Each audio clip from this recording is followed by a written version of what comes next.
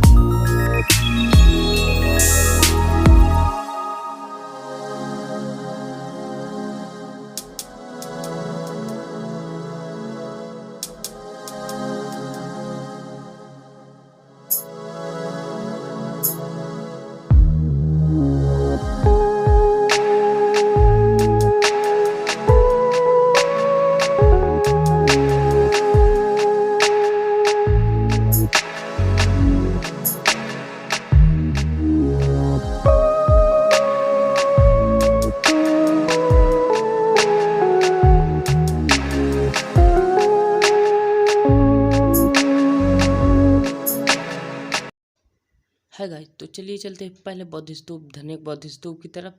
और चलिए आपको चल के दिखाते हैं कितना बड़ा है, कितना चौड़ा है और कितनी दूर में फैला हुआ है यह प्रसिद्ध बौद्ध स्तूप धनेक। जैसा कि आप देख सकते हैं यह काफ़ी बड़ा देखने में लग रहा है। तो चलिए और करीब चलते हैं और आपको दिखाते हैं इसकी विशालता।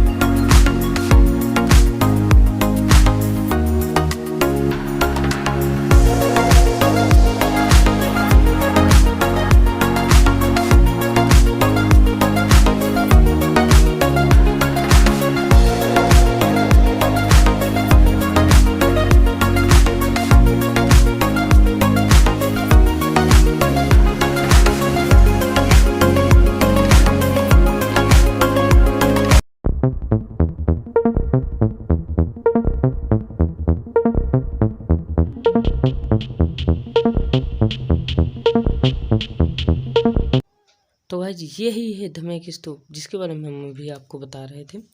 धमेक स्तूप का निर्माण 600 ईस्वी पूर्व मौर्य साम्राज्य के सम्राट अशोक द्वारा 249 ईस्वी पूर्व में बनाए गए एक स्तूप के स्थान पर किया गया था। इस बेलनाकार स्तूप का आधार व्यास 28 मीटर है, जबकि इसकी ऊंचाई 43.6 मीटर है।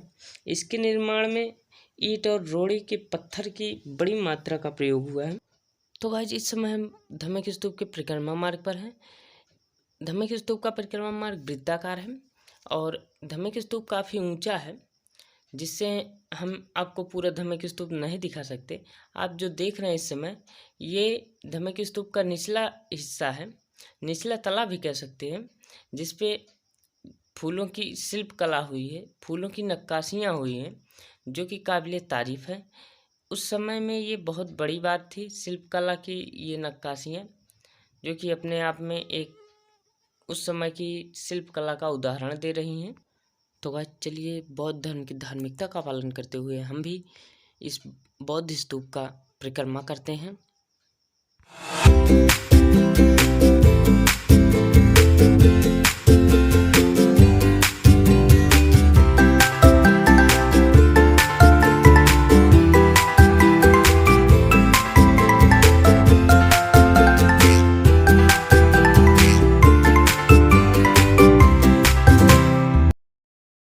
ये भैया के साथ हम यहाँ पर सारनाथ स्तूप में आ चुके हैं और हमने आपको प्रथम स्तूप दिखाया। तो चलिए अब इस स्तूप से, तो ये रहा वो स्तूप। तो चलिए अब और आगे। तो गाइस ये देखिए, उस समय जब उत्खनन हुआ तो ये इमारतें में प्राप्त हुई। ऐसा माना जाता है कि यह बहुत बड़ा एक धर्मशाला था, जहाँ पर बौद्ध भिक्षुओं का निवास हुआ करता था। भगवान गौतम बुद्ध और उनके अन्य बौद्ध भिक्षु यहाँ पर निवास करते थे। जब उत्खनन हुआ तो यही इमारतों का अवशेष हमें मिला, जो कि हमारे इतिहास की गवाही देता है। तो चलिए और आगे चलते हैं और आपको दिखाते हैं उत्खनन से प्राप्त कुछ और अन्य अवशेष।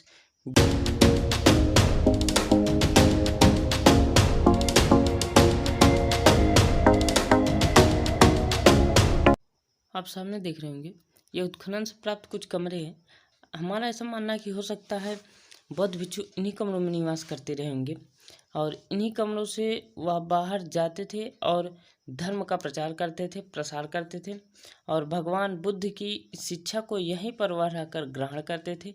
जो भगवान बुद्ध धर्म के बारे में उपदेश देते थे वह यहीं से प्राप्त करते थे। यह एक विशाल आश्रम रहा होगा।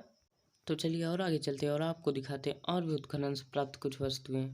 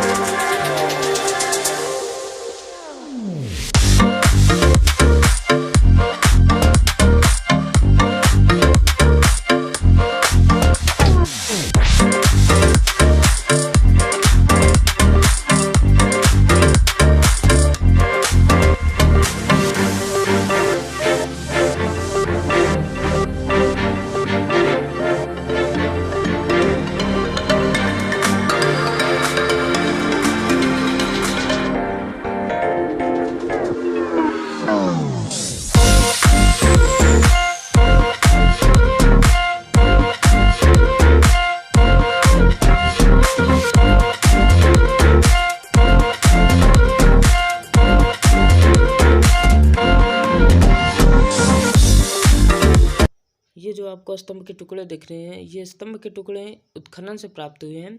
यह सम्राट अशोक के द्वारा बनवाए गए थे।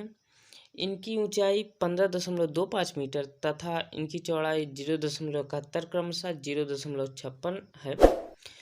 इन स्तंभ के टुकड़ों पर सम्राट अशोक का शासनादेश लिखा गया है, जो कि विघटनकर्ताओं बौद्ध भिक्षुओं के लिए शासनादेश था।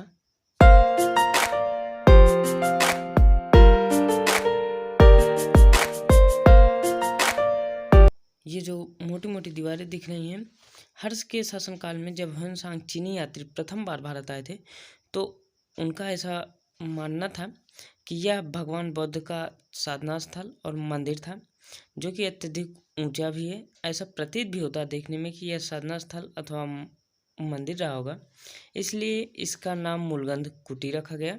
तो चलिए और आगे चलते हैं और आपको दिखाते हैं।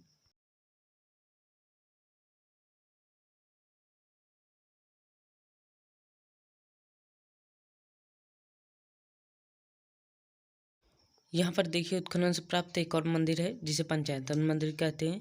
इसकी कलाकृतियाँ देखिए उस समय कितनी अच्छी हैं, और आज भी इसे सजोकर रखा जा रहा है, ताकि आने वाली हमारी भविष्य में जो पीढ़ियाँ हैं वह इसे देख सकें और इसका अवलोकन कर सकें। तो हमारा यह ब्लॉग यहीं पर समाप्त होता है। मिलते हैं आपसे नए ब्लॉग में, फिर नए वीडियो के साथ। तब तक के लिए खुश रहिए, मस्त रहिए और अच्छे से रहिए। हमारे चैनल अयोध्यावासी ब्लॉग्स को सब्सक्राइब शेयर करना ना भूलें।